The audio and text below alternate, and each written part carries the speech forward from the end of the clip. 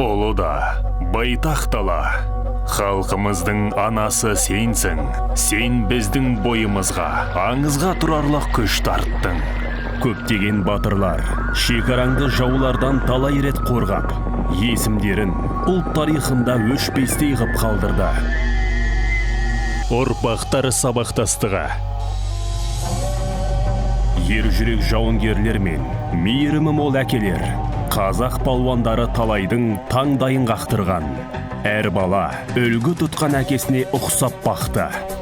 Мұндай ішкі күштің кепілі, зұлымдық пен әділетсіздік кеселінен ада қазақ халқының мәдениеті болды.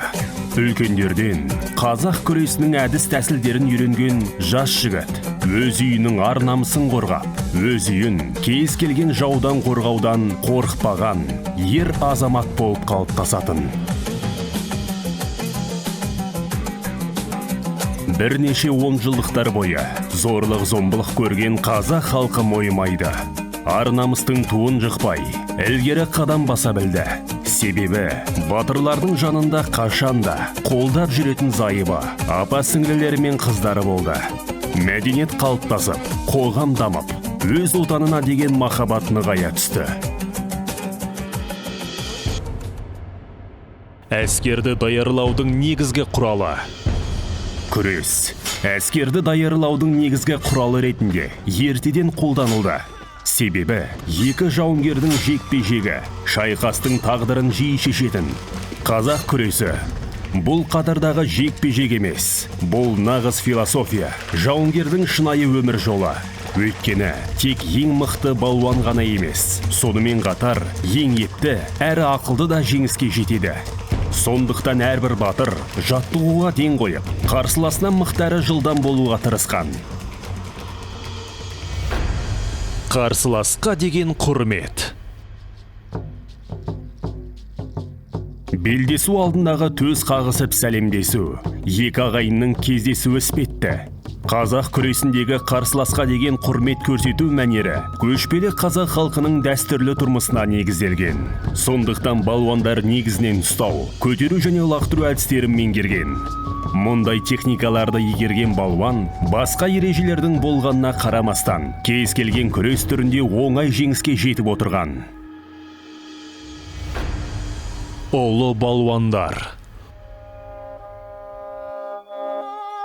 Қазақстанның алғашқы ұлы балуандарының бірі Балуан Шолақ. Балуан Шолақтың оң қолында саусағы болмағанына қарамастан, домбырада асқан шеберлікпен ойнап, күресте дене бітімі өзінен де үлкен әрі қара күші басым жас қарсыластарын жеңе алатын.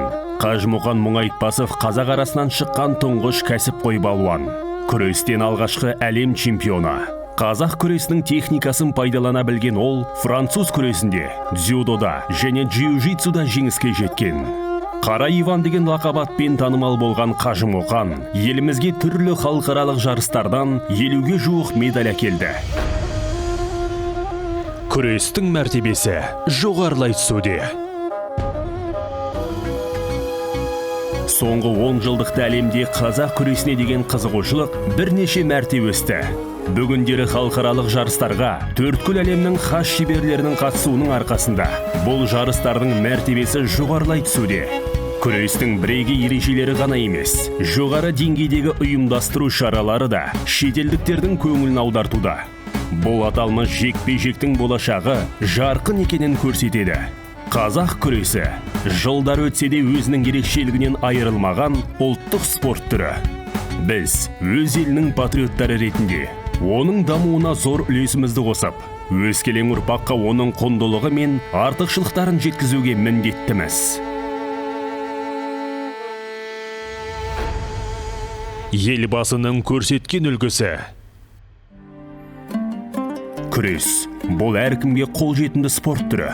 Еліміздің тұңғыш президенті Нұрсұлтан Әбішұлы Назарбаев та жас кезінде күреспен кәсіби деңгейде айналысқан. Елбасының көрсеткен үлгісіне қарап, күрестің тек дене күшін ғана емес, сонымен қатар руханилық, тәртіп пен ержүректілік сияқты қасиеттерді дамытатындығына көз жеткіземіз.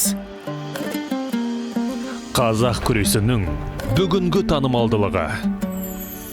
Біз танымалдылығы артқан спорт түрлерінен кейін олимпиадалық спорт түрі мәртебесіне ие болғанын білеміз.